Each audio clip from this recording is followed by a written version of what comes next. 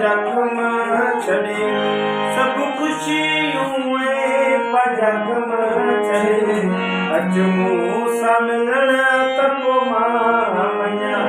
अचु मूं सां मिलण त पोइ मां वञा। अस्सलाम वालेकुम दोस्तों, मैं तव्हांजो पंहिंजो भाई तको जेको था ॿुधायो खान साहब समो साहब असांजी नई स्पेशल मिली रही आहे ऐं तमामु जल्द सिंध जी नाले वारी कंपनी में हिकु रिलीज़ थींदो ऐं जो असां फ्रेश धुनियूं ठाहियूं आहिनि ऐं नई शायरी कई आहे ऐं उमेद करूं था हमेशा जीअं सिंधवासी असांजे हिन कम खे पोरे खे मान ॾींदा इज़त ॾींदा ऐं तमामु काफ़ी वक़्त खां पोइ वरी पंहिंजो गॾिजी करे पीरियड बि मूं कयो अरे बेक़दर रात हुजो आशिक़ कल रात ॾिठो मूं कलंदर या पप्पू चयो थी वियो तुंहिंजे प्यार में ये